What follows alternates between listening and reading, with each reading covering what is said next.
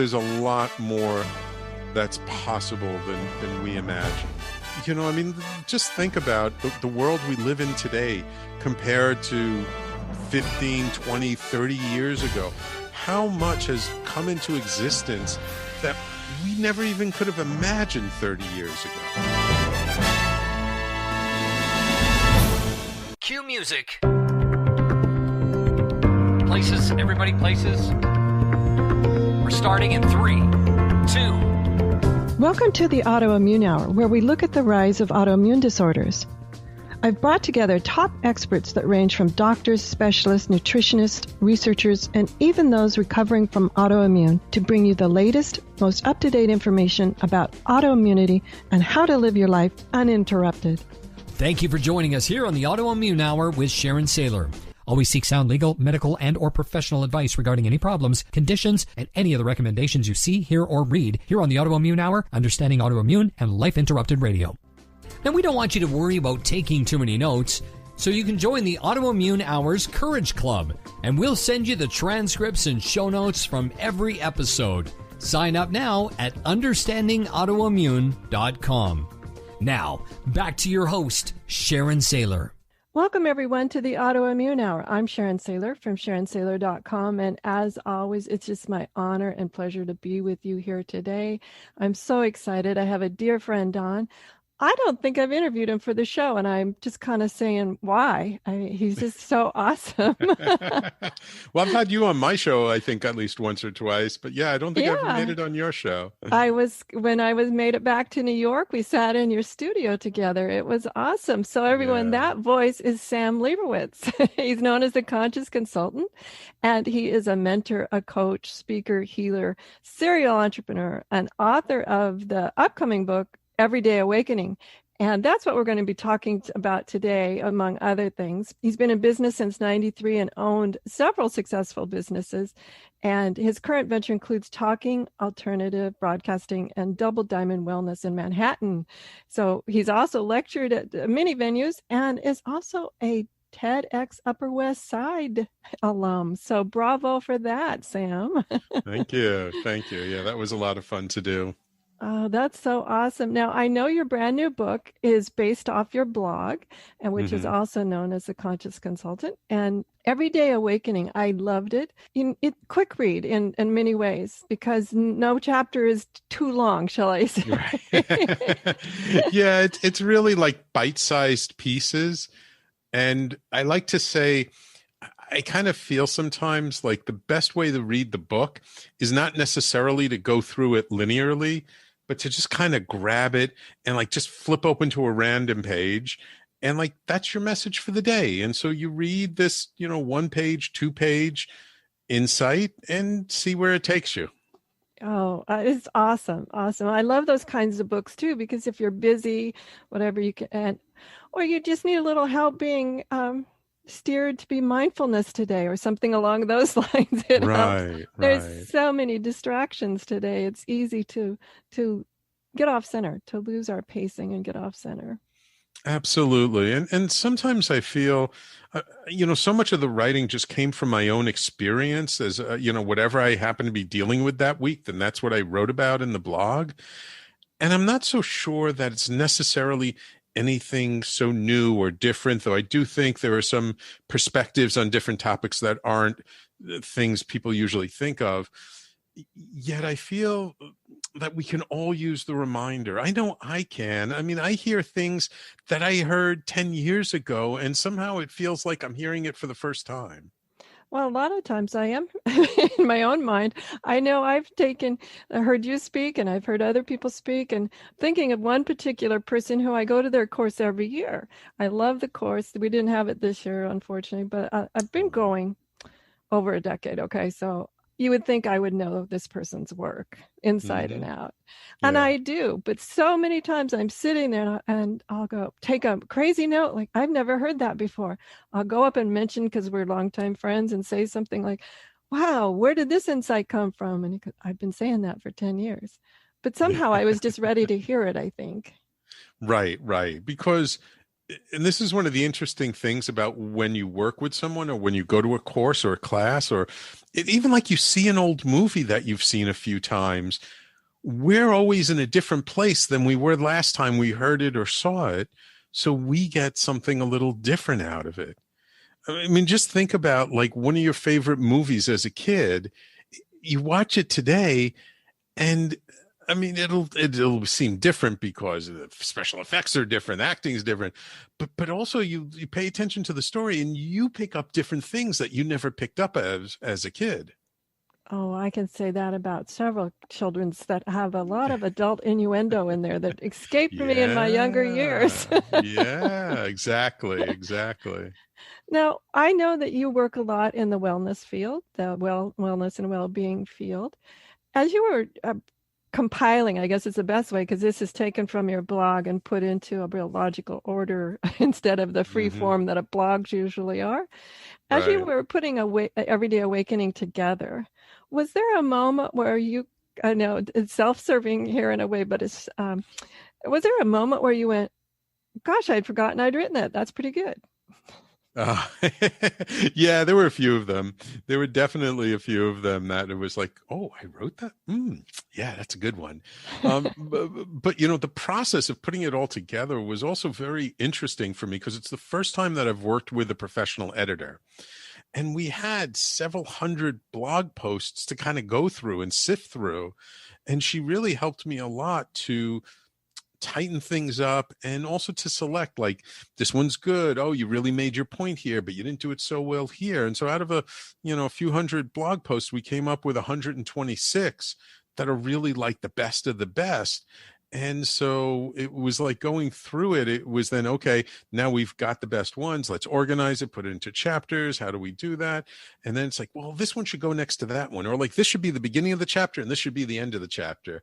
And so all of that was just so fun for me because I've loved writing ever since I was in college, but I've never really put something big together like this before in my life. I've always just written, for business, for my businesses, writing letters and proposals and website copy and other kinds of things like that. And it really felt good. So I know this is definitely not my last book. It's only my first book. Awesome. Now, what I'm hearing in there is sort of a catharsis in a way, and a nice type of coming together. I've always encouraged listeners here to either keep a journal, write a blog, do something, because I find writing very helpful, even in my wellness journey. Not only reminders of the good things that, oh, well, I forgot I quit doing that. Why did I quit doing that? I remember it was very helpful, or along those lines. And I have found that writing has helped me in my healing journey. Did you find that as you were compiling this, that new healings and insights just blossomed, that now you've been incorporated back? Oh, absolutely. Absolutely. I mean, even when I was writing the blogs themselves, sometimes the richest material I had for my blog was when I was going through the toughest times in my life. And so, and that's really what my blog was. It was just like me being present to what was going on in my life. What's the lesson? What am I dealing with? How am I dealing with it? Or in some ways, I don't usually know what I'm going to write before I write it. It's like I just start typing and just whatever comes to me. And usually it's like by the time I finish the blog, I read it and I'm like, oh, like this is what I needed to hear this week. Isn't that amazing how that works? And so, and the reason why I did put all this in a book was because over the years, I kept getting so many people responding to me saying, oh, wow, what you wrote this week was so wonderful. I really needed to hear it this week. And then, oh, these are so good. You should publish it. And, I have a neighbor who lives in the building next to me, and she's this small little feisty PR woman who I've known for years. And like, every other week she'd be sending me, you got to publish your blog. You got to publish your blog. Put it in a book. Put it in a book. So after about like 2 or 3 years of that, I was like, okay, I guess I should put all these in a book. Now, I know that one of the things that you and I share is this passion for wellness and well-being and sharing what we learn. And one of the things that I want you to speak on, because you and I share this concept about, is the power of making meaning when bad things happen? This is like one of the most core fundamental things that I talk about in the book that I think is so, so powerful. And this is something that I learned a lot from my shamanic teacher, to really understand how much we make meaning out of everything. Any little thing that happens, we're like, oh, it's a sign. Oh, I think, oh, so I probably shouldn't do that because that happened. And it's just so funny once you watch it. And it's like, especially with my wife, I like kind of notice, like sometimes I see her trying to pull different events together to try and say, oh, because of this, that, and that, that means this. And I'm looking at it, I'm going, I mean, I kind of see it, but not necessarily so. And we really try, like, we can't just let something be and just say, well, it's just what is. We have to create a story around it. And we do it from the time we're small children. And I remember a highlight of this when I was at a seminar that the speaker was giving, and it was around money. And, money is such a charged topic. And that's something that, we really, our money habits and our view of money really comes to us from when we're kids. And he was talking about how he had this jar under the kitchen sink, and he'd save all these coins that he was collecting there. And one day it wasn't there anymore. And he asked his mom, it's like, Mom, what happened to my collection? He goes, oh, I think your dad took it the other night. And he was looking for it. And he goes up to say, Dad, do you have my coin collection? He goes, no, I don't have it. I don't know what you're talking about. And then later that day, he goes into their bedroom, and he finds the jar next to his side of the bed. And he takes it and storms out and yells at him for stealing his coins. And so for his whole life, for a huge chunk of his life, the meaning he made from that was men can't be trusted with money. And that's the way he always did business. Until one day he was back in his hometown to give us a talk, and his dad picks him up at the airport, and they drive to a restaurant to have a meal, and before he drops him off at the convention center or wherever it was. And he finally has the courage to confront him about this episode. And he says, do you remember that time when I was a kid when you took my coins? And he's like, what are you talking about? He goes, don't you remember I had that collection of coins I'd keep under the kitchen sink, and you took it one day and I found it next to your side of the bed in the morning? He goes, oh, that must have been a Thursday. He's like, what do you mean it must have been a Thursday? He goes, oh, because you remember Wednesday night, I always used to, play poker with my friends. And I was so proud of you. I took the jar and I was showing my friends, oh, look, he said he got this and that. And I was just showing off your collection to everybody. Mm-hmm. And he stopped in his tracks and goes oh. And for the last 40 or 50 years of his life, the meaning he'd been making from that incident was that men can't be trusted with money, where the actual truth was his dad was so proud of him, he was just showing it off to his friends that night. Yeah, that's the one, two things, making meanings that isn't accurate. And the other thing is how we personalize everything. I have a mentor a long time ago who taught me the Q-tip method. So the Q is for quit, the T is for taking, the I for it, and P for personally. And if you tend to take things personal a lot, maybe you heard a little bit of that in Sam's story there, that person was taking it rather personal for a long time. He suggests anchoring it, carrying it around, a little Q-tip in your pocket or your purse or something, just to constantly remind you. Oh. Yeah, okay, let it go. What other possibilities could there be than the one I just assigned to something? Right. And it's so funny because, yeah, you're absolutely right. We take it so personally. But the truth is, it's all made up anyway. Dive deeper into that, Sam, because I think you and I share that belief, but a lot of people look at me cross-eyed when I say that. Yeah, I know. It's a tough one. It's all made up. We're making up these stories. We're making up these meanings internally about what's happening externally. And I just say, well, if it's all made up anyway, instead of making a disempowering meaning from it, why don't we make an empowering meaning from it? I'm not against the idea of making meaning from something. I just feel it's a tool. It's such a powerful tool that we can use in our life to just like make an empowering meaning instead of, making a meaning like, oh, you can't trust people. It's like, oh, I must be so strong that like people will do things like that, but I can take it and I can still be positive. Or, oh, this means the universe wants me to be happy, or this means the universe wants me to be abundant, as opposed to, oh, bad things always happen to me. It's like, it's all made up. Why not change the story to something that really serves us?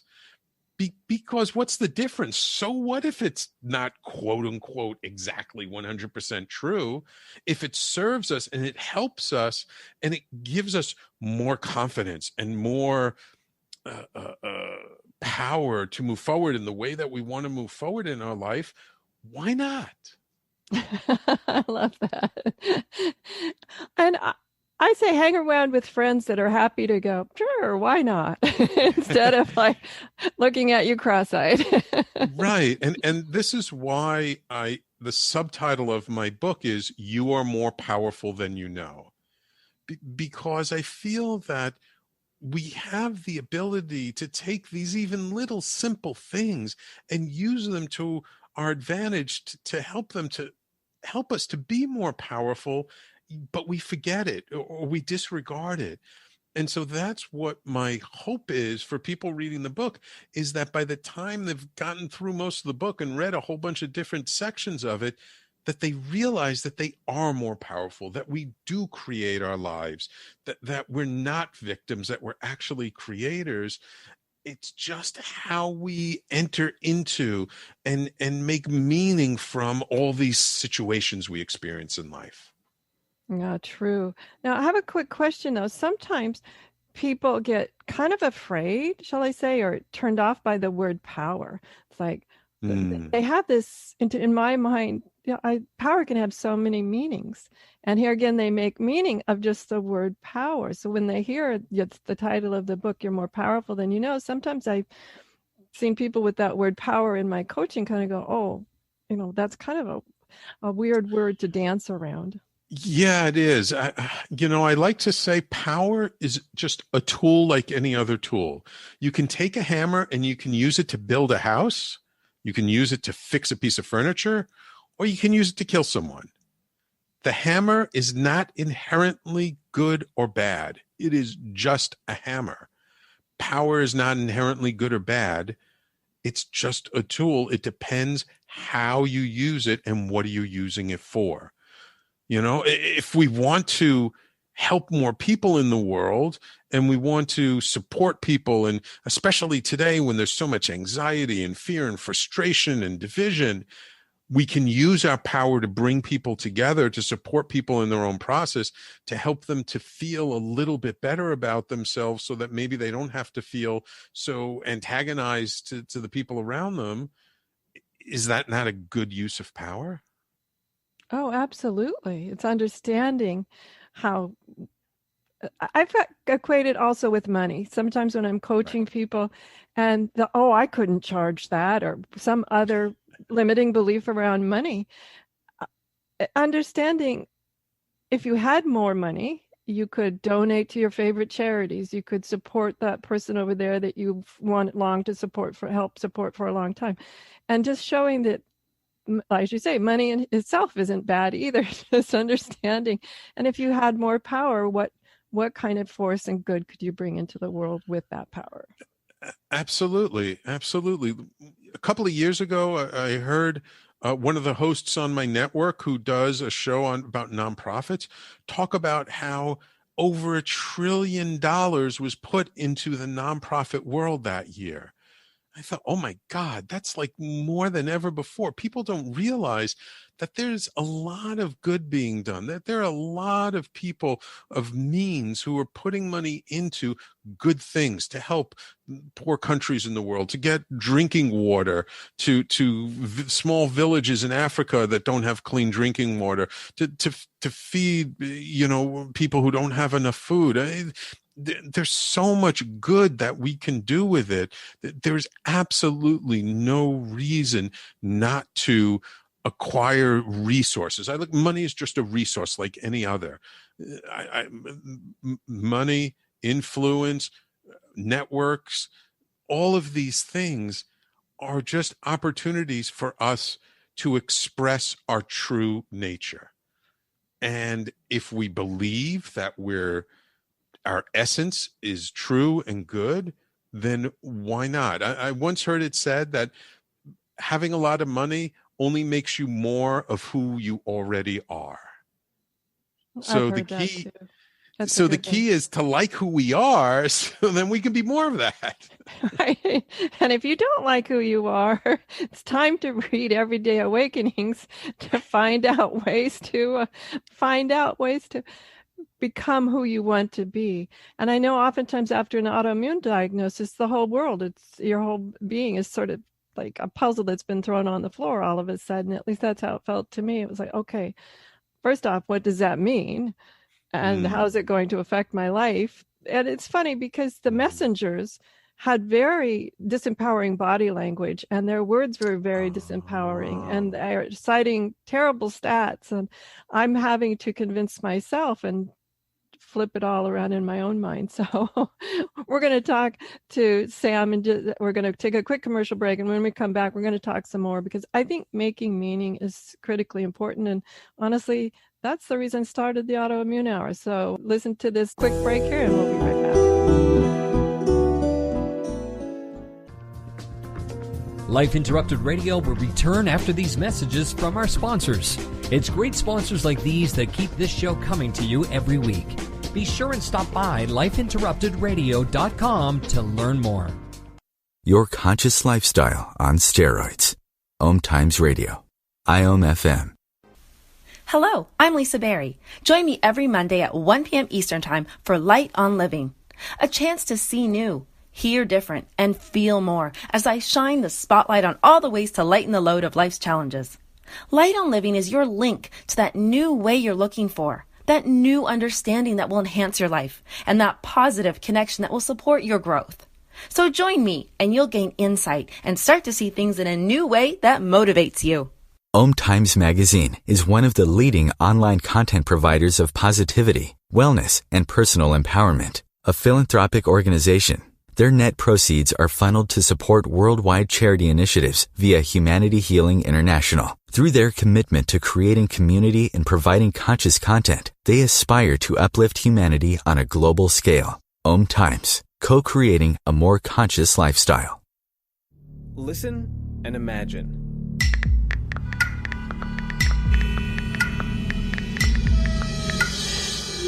It takes 5 seconds to send a text, and for those 5 seconds, you're driving blind. Life is worth more than a text. Stay alive. Don't text and drive. Visit StopTextStopWrecks.org, a message brought to you by the National Highway Traffic Safety Administration, Project Yellow Light, Noise, and the Ad Council. Hi, this is Sharon, and of course you know me from here on the Autoimmune Hour. Maybe you don't know I'm also an author. My latest book is for kids. It's Pinky Chenille and the Rainbow Hunters, a winner of a 5-star reader's favorite review. It's perfect for your early reader and a great bedtime story for your young adventurers. Check it out over at pinkychenille.com. That's PinkyChenille.com. See you there.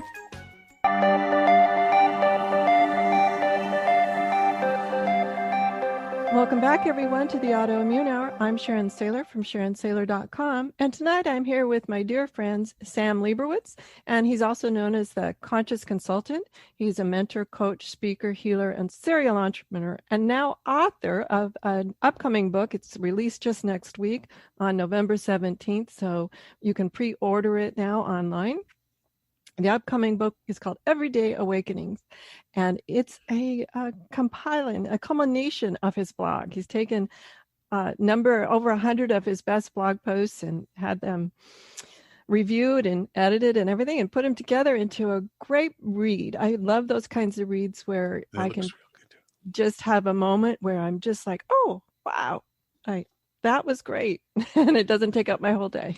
So, and no offense, Sam, to that. I think that's the power of an awesome thing, is where I can get my nugget and run with it. So absolutely. We're all so busy today. There's more going on in the world than ever before. So I think giving people information in small bite-sized chunks like that, it actually serves us much more so. oh, absolutely. I'm also thinking about how just all the distractions going on, that being able to escape for 5 minutes at a time is amazing as well. Yeah, absolutely. What is what, as you're thinking about all of them, does one stick out as being your absolute favorite? Don't know about one being my absolute favorite. Oh, yeah, there is one that I really like, which is really just about presence. And it's about understanding that being present, truly being present to who's with us, who's in front of us, what are we doing in the moment, and being present with that is such a powerful place to be. I have a number of different sections in there where I talk about presence, but I feel it's such an important topic that we don't often discuss. And it's important even when it comes to our health, like being really present with our body, and like, what do we feel? And what information is there? When we're really, really present to something going on, we can really tune in and have access to so much more information than when we're just distracted and all up in our head and running around like we're crazy. Oh, it's interesting because presence to me has so many ways of being present. You and I, when we're having lunch in New York, and someday soon I'll be there, someday. Had to cancel this year's trip. Yeah. Anyway, when you and I sit down at a table to have a meal together, I feel you there listening to me the whole time. I mean, that is a beautiful presence, to have someone in your world. And I seem to have the wonderful habit of collecting people like Sam, who, when you just feel like you're connected, you can not see them for weeks, years on end, and then you meet them again and you're present together too as well. But the other part of presence to me, as you mentioned, is being able to look into our own body. I've practiced this for years, where I am able to scan my body. And an interesting thing, if I'm having some sort of physical therapy, let's say on my shoulder, and I'll mention, oh, wow, I feel that in my knee too. And sometimes at the beginning, the physical therapist is a little startled, like, what? And then they think about it and go, well, that would make sense, And then they begin to trust that I know what's going on inside my body more than most people. And I always want to encourage people to play with the idea of going inside and scanning your body. That'll help. In my mind, it has helped me heal, and I think would help other people heal as well. Absolutely. And I've been an energy worker for many, many years, and I've found in doing energy work on people who have some kind of physical symptom that, yeah, the symptom could show up in the shoulder or the elbow or something. But when I feel into it energetically, the weakness might be in the hips or the knee or the foot. And when I support them in correcting that and helping that other part of the body be energetically strong, then suddenly the shoulder doesn't bother them anymore. It's not always obvious, and it can be a referred pain. And it can also, the energetic weakness can be because of something emotional, not even something physical. We have this tendency to really think that, we have this physical body and everything about it is physical. And we forget that the underlying structure of everything is actually energy.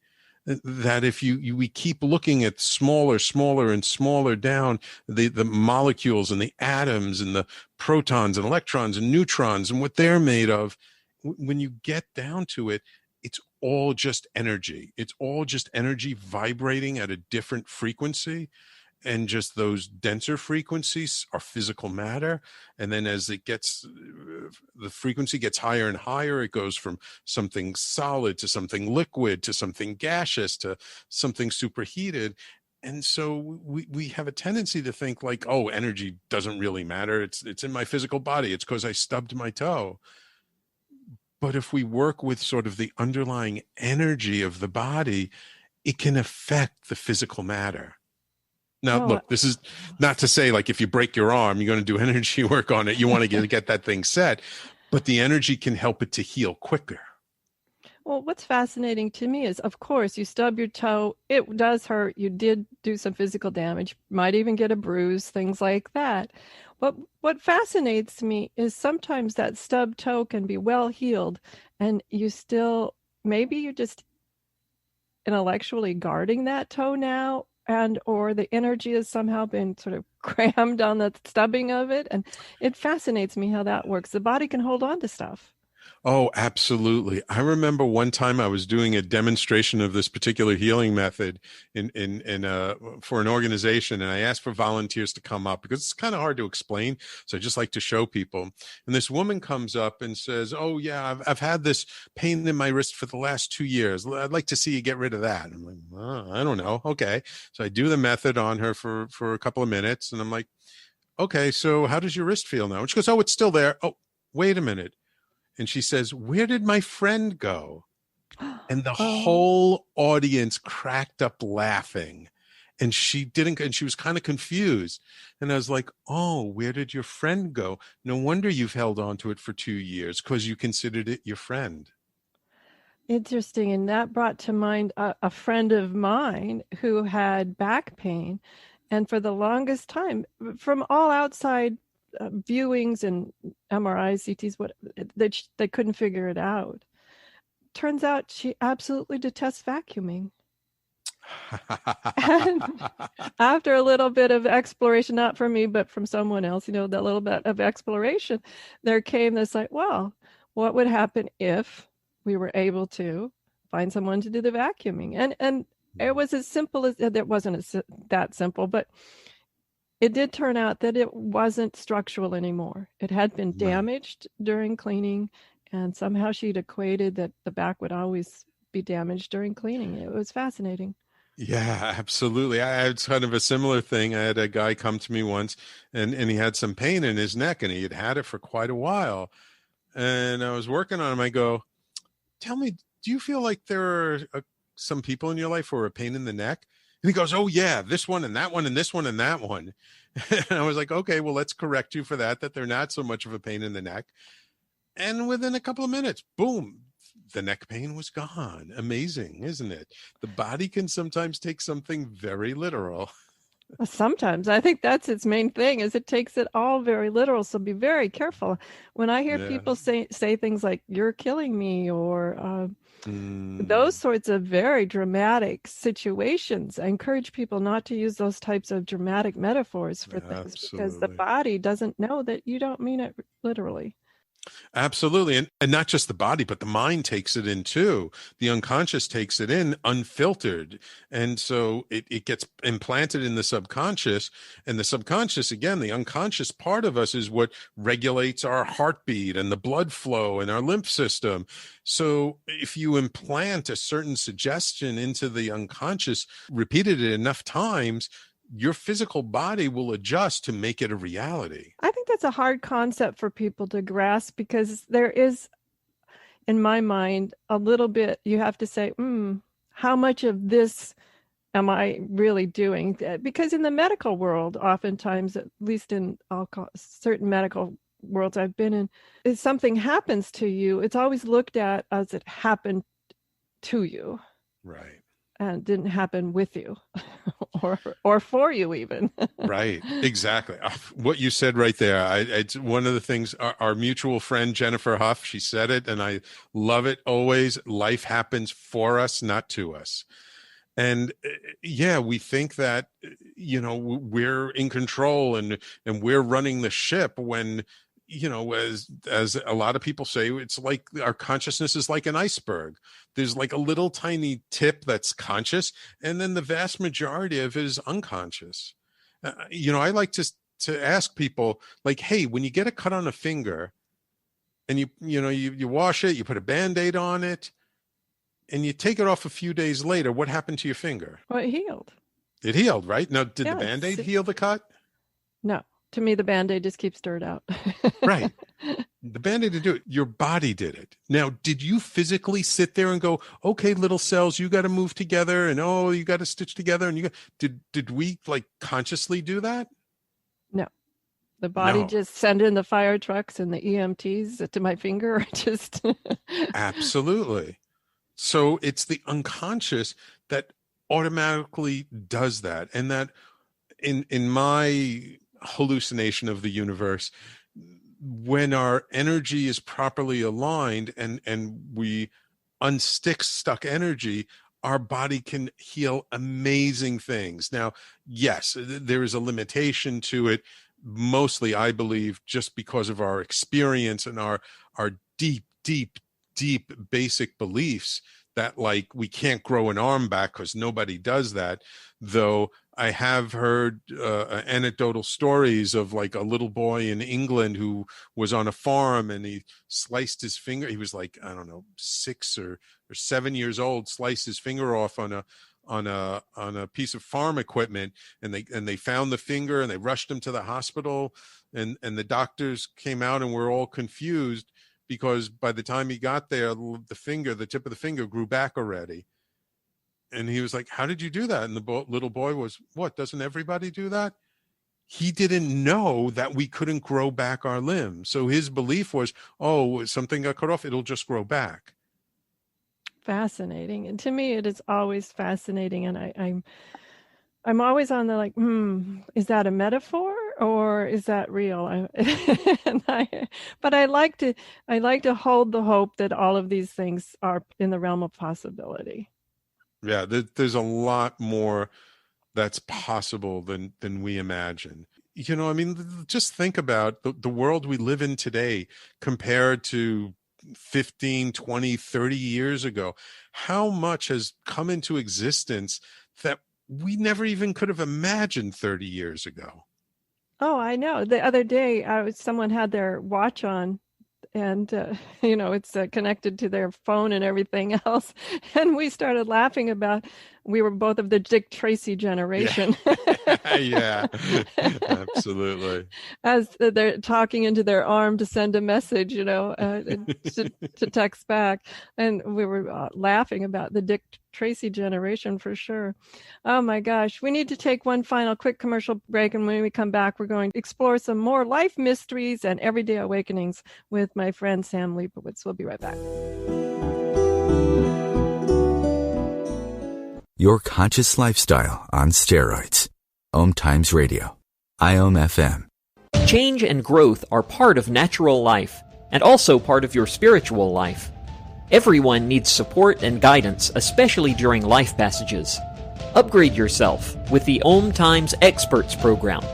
With OMTimes Experts, you have access to the best intuitive coaches, spiritual teachers, counselors, astrologists, and oracles. Our team was carefully selected so you can trust.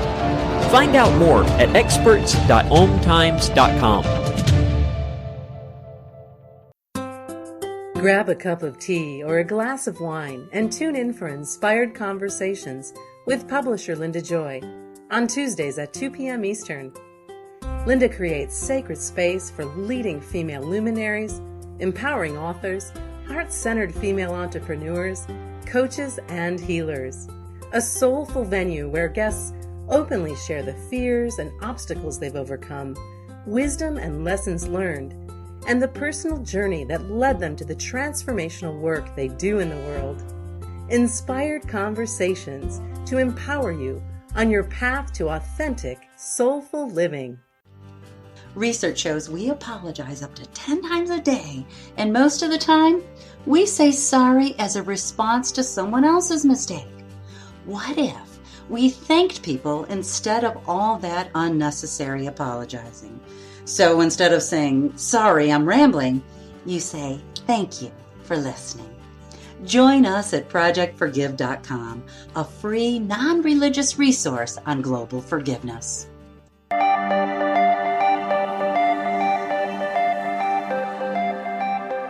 Welcome back, everyone, to the Autoimmune Hour. I'm Sharon Sayler from SharonSayler.com, and I'm here with Sam Liebowitz tonight, and he's also known as the Conscious Consultant. He has a brand new book called Everyday Awakening, and we've just been, I just love these free range, free roam types of conversations about life mysteries and everyday awakenings. And Sam, one of the other things I wanted to talk to you about was we've talked about presence, and I think sometimes people hear things the way their doctor is present and how we absorb that energy from other people. When I mentioned earlier about when I got my diagnosis, I could tell that it wasn't good before they opened their mouth, just the way they walked into the room. And do you have some ideas for clearing maybe that we're picking up, especially nowadays, picking up on other people's presence that's affecting us? Yeah, absolutely. One of the key things is to really practice being present with ourselves first, to know what's our stuff so that we can know what somebody else's stuff is. And that takes some time and some effort. And I remember I was one time in this ceremony that we were doing, and in the middle of it, somebody like walks past me. All of a sudden, my stomach started to ache, like I felt nauseous and stuff. And then the person walked away, and I was like, and it went away. And I was like, oh, that wasn't me. That was them. And I talked to them later, and they go, yeah, my stomach's been bothering me all night long. And I was like, oh, so I was picking up on their energy. Now, being very present starts with ourselves. So it's feeling what's going on inside of us, what's going on up in our minds, what's in our hearts, what's in our bodies, and being very present because we can pick up a lot of information that way. So when we learn to be very present with ourselves, somebody else walks into the room and our energy shifts, we know right away, oh, that's not me. That person I was not feeling like this until that person walked into the room. There's something about them that shifted my energy, that shifted my presence and the way I was feeling. Let me check in. And I usually just close your eyes for a second and focus on the center of your chest. What does it feel like there? Now, your heart might be beating, it might be racing because you're nervous about what this other person is going to say. But if you notice that, then you know, okay, well, it's not that I'm feeling upset, it's that I'm worried about what this other person is going to say. You know what Einstein said about worry, right? It's a misuse of imagination. I love that quote. And it's normal. It's natural. We all do it. It's a survival instinct. But once we're conscious of it, take a breath, slow down, and say, okay, in the present moment, is there anything wrong that I can feel? No. Okay. Everything is okay in the moment. Let me calm down. Let me just be present, listen to what they have to say. I don't have to agree with them. I don't have to see it the same way. I can listen to them dispassionately, and then I will go and find out for myself. One of the things that our generation in particular is really bad at is if someone is in an authority figure, a professional, a doctor, a judge, a lawyer, we think they know everything and that their opinion means more than ours. And the truth is they're just human beings and they make mistakes like everyone else. And we need to take sovereignty back over ourselves and say, okay, this is what they think is wrong with me. This is their opinion. I can research it and see if their opinion holds water or doesn't. I can see if there's something that they don't know or they haven't researched that can help me, that can support me. And I can do it with an intention behind it that maybe I can find something that will help me that nobody's ever heard of before. Now, I am extremely fortunate because I've been doing a show just like you've been doing the Autoimmune Hour. I've been doing the Conscious Consultant Hour for over 10 years now. And I've had amazing people on to tell me all kinds of stories that they've experienced over the decade. And I've heard so much. I just know there is so much out there. Like I interviewed a woman whose husband had MS, which is, right, supposedly incurable. Mm-hmm. He went to Australia and miraculously came across this indigenous Aboriginal tribe, stayed there for like a month. He came in a wheelchair. He left standing up. We've had guests who, for in a variety of ways, have said that they won't call themselves cured, but they're definitely in remission. And Right. they're like, that's fine. Doctor, you label it however you want. I'm feeling great. But they have been able to turn around their diagnosis to change their life. So that's awesome. Absolutely. And if we get a diagnosis from a doctor, if we take the time not just to research the typical results of what happens from the diagnosis, but research what else is out there, what extraordinary things have happened around this, what natural cures, what ancient cures, what far out things have people found that help them who had the same situation, that can give us some breadcrumbs that could potentially lead us someplace that we can find a wholeness from, that we can find, I don't know, you want to call it a cure or self-healing, whatever. I mean, I know people who've come back from stage 4 cancer, who from all kinds of autoimmune diseases, lupus, fibromyalgia, I mean, all kinds of things. Now, they all may have used different techniques, different things, a combination of stuff, but there's so much out there in this big, wide world that there is no reason to accept anything as definitive, because for every person you can tell me is a rule, when this happens, then this is what follows it. I can almost guarantee you there was someone out there who had the same diagnosis but had a completely different result. Absolutely. I'm raising my hand as one of those. The stats were very grim that I would be walking. So, and the very grim that I would have my skin clear up without the heavy duty medications that had a lot of side effects that I knew I did not want those in my life. And how long ago was that? The diagnosis was in 2014. So 6 years ago. 6.5 years ago. And look at you now. I mean, you are so wonderful. You're so amazing. You do so much. Thank you. You know, it's funny. I had told the rheumatologist that I had finally found a rheumatologist that had a like mind toward healing, that the body's amazing, not just here, take all these heavy duty meds and buck up. That's not me. I need someone who's on this journey of healing with me. And I remember telling her when I started with her, I said, okay, I'm going to be off all of this stuff in 3 years. And she's like, you know, she wasn't saying no, but I could tell from the body language she was trying to make me happy, kind of thing. Kind of like, well, you know, we'll see. And what was fascinating to me, in 3 years and 2 months, I was off all the meds. And the only reason that happened is I did not take into account that you have to wean yourself off the stuff. You can't just go from zero, you know, from 100 to 0 on it. And I remember when I went and saw her, it was so funny. I mentioned to her, yeah, okay, we've done it. We're off all the drugs. And I laughingly said, I don't know why I didn't tell you like a year or 10 months or 6 months or something. Why did I put in my head that I had to go through this for 3 years? I don't know. Right. But anyway, I'm 3 years out of that, 3.5 years out of that as well. And just feeling great and understanding, as we were talking about, one of the things I wanted to circle back around is understanding how past traumas, and they can be, as we had a guest on who called them a little t trauma or a big T trauma or all capital trauma, they can be any size of trauma, can actually cause, you know, such dis-ease in the body that certain things begin to show up that really create havoc in our system. Absolutely. I'm so glad you said that. You know, my wife is a psychotherapist, and she actually works a lot with people with trauma, and she no longer really does much talk therapy. She does a lot of body-centered therapies like EMDR and somatic intervention, you know, very body-centered stuff. And it's amazing. I mean, just a door slamming, the loud noise of a door slamming can be a trauma.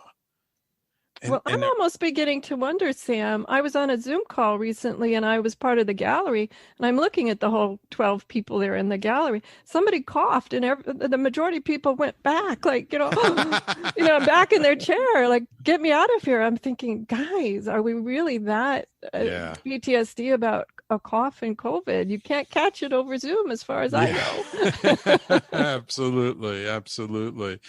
And, I just want to point out there's one amazing person who did a lot of work around sort of childhood and family trauma and sort of the result it had. I don't know if you must know Dr. Gabor Mate. Yes.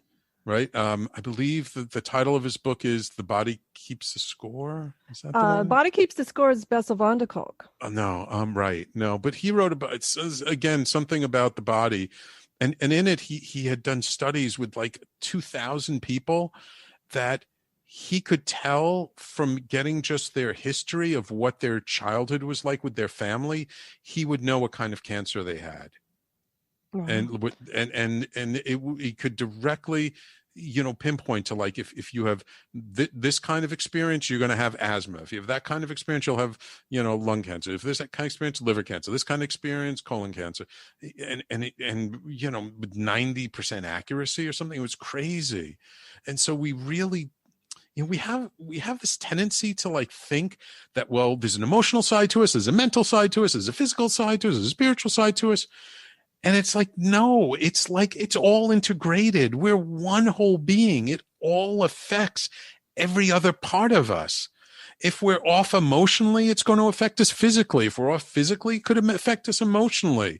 If we're off spiritually, it could affect us physically.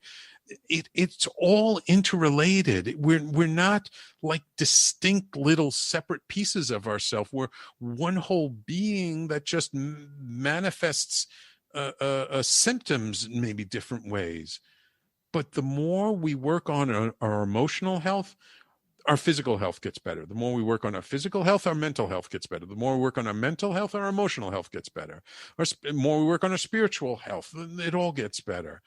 So I try and encourage people to see that things are much more interconnected than we realize, and to try and find a way past this separation that we have a tendency to just naturally accept about ourselves to the environment, ourselves to each other, and ourselves, and even within ourselves, things are separate. And that's, to me, this is the great problem with Western medicine, modern Western medicine, is it treats everything as a separate little symptom instead of what's the overall essence, what's going on overall in the body. And this is where, like, ancient practices like acupuncture and Vedic medicine and energy medicine that's been around thousands and thousands of years, it looks at the person as a whole being, and where is there an imbalance. And that's where real healing comes from, getting back to homeostasis, back to balance, back to our natural state of being in flow. Absolutely. And I thank you for bringing up this idea, because of separation within the medical community. One of my large complaints is I built a team, and the interesting thing to have to build a team is you've got the gastroenterologist, you've got the rheumatologist, the oncologist, just going on. And how do you get them all to talk to each other, having an insight or something else? Like, what else could be causing it besides their specialty field? I found oftentimes if the more specialized they are, what do they say? If you have a tool, everything looks like it needs a hammer. I think. Right. If you have a nail, everything's a hammer. If you have a screw, everything looks like a screwdriver. If you have a screwdriver, everything looks like a screw. If you have a hammer, everything looks like a nail. Exactly. And Absolutely. I think it's important to build a medical team that is open not only to talking to each other, but also open to the ideas, well, gosh, could part of this be a trauma from childhood or recent even? What else could be at play in this?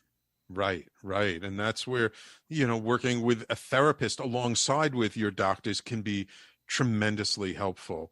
And to me, one of the things that kind of shows how, stuck we are in this stratification, but how when we get past it, amazing things happen, is sometimes and usually the biggest breakthroughs in any particular field, whether a field of medicine, engineering, physics, whatever, comes from somebody who's actually a specialist in a different field and then just takes their perspective, applies it to a different area, and boom, comes up with something new that's like, oh my God, this is amazing. And nobody within the field could have seen it because they were so stuck in the way things are. So sometimes you get amazing medical breakthroughs from an engineer or a physicist because they don't have the same perspective as a medical doctor. Oh, absolutely. And Sam, we're down to the last minute and a half here. When I get together with Sam, time stands still, except not on the clock.